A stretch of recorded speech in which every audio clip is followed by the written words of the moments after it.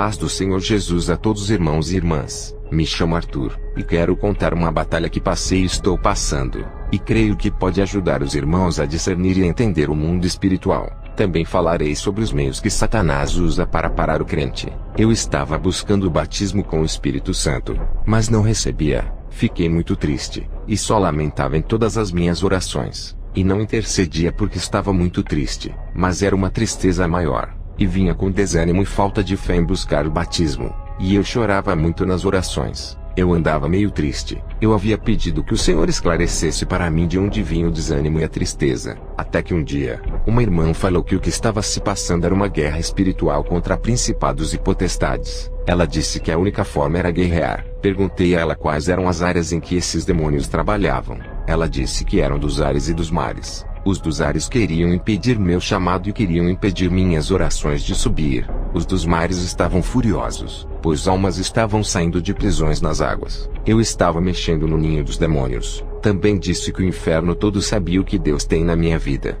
E perguntei como eles sabiam. E ela disse que era mistério, mas que Deus iria revelar se eu o buscasse. Também disse para eu vigiar, porque grande era a seta. Eu não tinha costume de repreender os demônios nas minhas orações, somente os que influenciam na minha família. Nem tinha costume de interceder por muitas pessoas, somente minha família e algumas almas que não se converteram. Mas as orações estavam movendo. O tempo de busca também estava incomodando os demônios. Então eu passei a repreender esses demônios que se levantaram contra mim. E então essa tristeza passou. Outro dia eu recebi uma seta de desânimo muito forte, e estava triste e desanimado.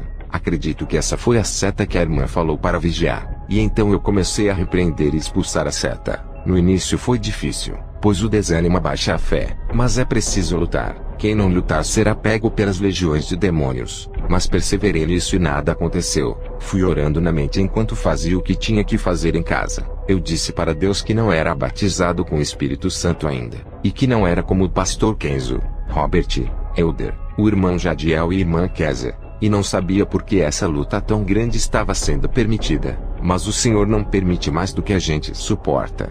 1 Coríntios 10:13. Não veio sobre vós tentação senão humana, mas fiel é Deus que não vos deixará tentar acima do que podeis. Antes com a tentação dará também o escape, para que a possais suportar. Aos poucos foi passando o efeito da seta, e estava alegre e animado de novo. Jesus é bom. Glória a Deus. Hoje não sinto mais esses efeitos das batalhas, pois aprendi que era preciso repreender. Eu não repreendia muito por achar que eu estava com nível baixo no mundo espiritual. Mas Satanás que não quer ser queimado e põe isso na nossa mente. Compreendi com tudo isso que o mundo espiritual não é brincadeira. O Senhor está me ensinando sobre o mundo espiritual. Estou aprendendo sobre essa dimensão na prática agora. E percebi que quem não orar muito, quem viver uma vida dupla, pessoas que estão brincando irão cair. Satanás irá tragá-los. O mundo espiritual não é brincadeira. Vamos acordar e nos preparar, igreja. Satanás pode usar as seguintes formas para nos derrubar. Ele pode lançar dardos de desânimo e tristeza para nos parar. Assim foi comigo. Ou também dardos de suicídios. Ele pode usar perseguições físicas e verbais. Ele pode usar dardos de confusão doutrinária, nos fazendo achar que a santidade não importa. Que pode fazer coisas que desagradam a Deus, e nos levar a crer em heresias, e pode usar dardos de enfermidades para nos fazer parar de orar. O cristão irá combater esses dardos com oração, santidade, vigilância e resistência. Os dardos podem vir pelos próprios demônios ou estão escondidos na sensualidade, jogos, filmes, músicas mundanas, tecnologia, redes sociais, e espreitam todos os que abrirem a brecha e não vigiarem.